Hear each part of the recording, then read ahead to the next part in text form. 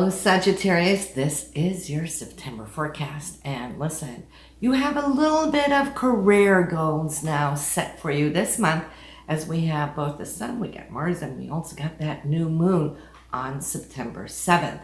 So, speaking about intentions, that's the day we always place our intentions, right? So what should that be for you, Sagittarius? Well, on the 7th, focus on where it is you want to arrive.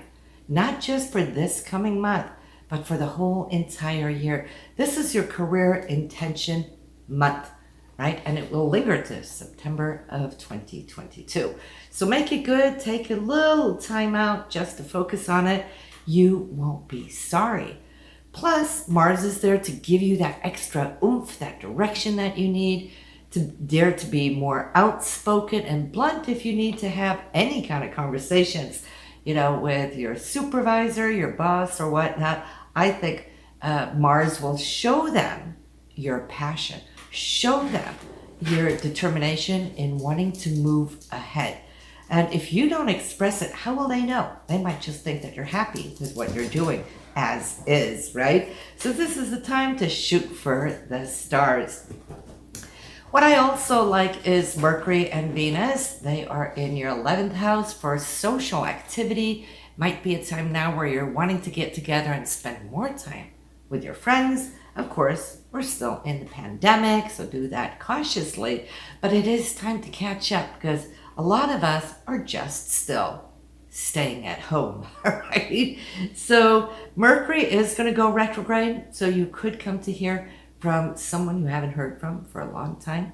It will be retrograde 3 weeks and starting on the 27th to October 19th, 25 degrees in Libra. That's going to be in your 11th house for hopes, dreams, social activity, friendships, your peers, anything there. Well, you'll see that things could come back to you. There could be some good, great ideas that you had at some point, didn't have time to work on. They might now resurface. And since Venus is there, you could really do some pretty good creative stuff. Speaking of retrogrades, now August 22nd, Uranus adding to the mix of the already retrogrades. So nearly everything is retrograde, especially here when Mercury joins the crowd as well. And I've heard from so many of you that it feels like life is treading through mud, super slow. Some of you feel frustrated, and that's okay.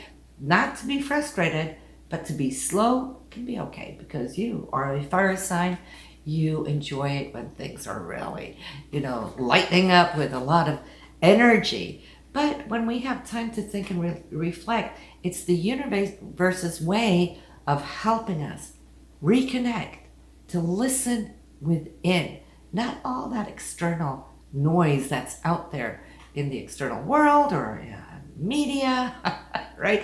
It's really time spiritually to align yourself, align your chakras, and become one again, and to let go of whatever karmic situations, aggravations of the past.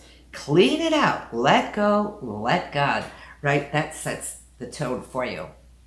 We have the full moon on the 20th of September, 28 degrees in Pisces, Sagittarius. So any other planets you got at 28 degrees in your natal chart will be illuminated with this full moon.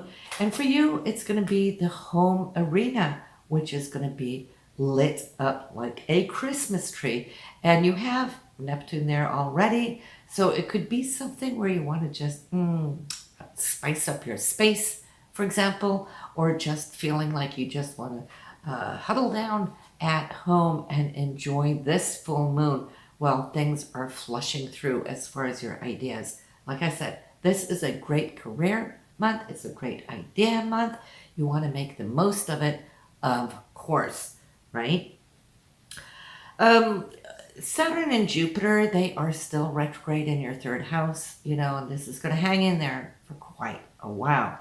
So what does that mean for you? Well, it's the decisions maybe that you're making. Are they good or are they not? Do you need to test out your thoughts, your ideas, and sound them off on somebody else as a soundboard because Jupiter makes judgments.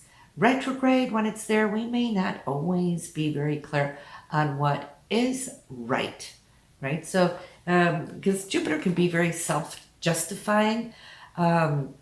So, yes, we do want to pay attention, and it's going to be there to the end of the year.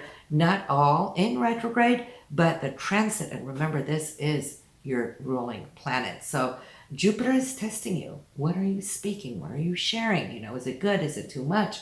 Is it too pushy? And I say that only because Saturn might be there, and Saturn might say this is the only way there is, right? It's kind of binding and holding those perceptions that we have. But see, even retrograde is on Saturn as well. They both are. So, yeah, just pay attention to what you're communicating about, because it's in the third house of communication. So there's a little bit of this push-pull.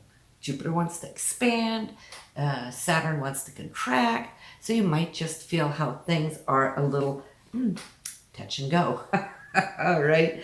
So I guess that is pretty much what we're having right now for you, Sagittarius, because we don't want to spend every month now repeating the very same thing with all these planets that are retrograde, because they're not moving. They're pretty much sitting more or less to the same degrees. So basically, we're focusing on where you're going. That's the sun. We're looking at how you're emoting and how you're reacting. That's the moon.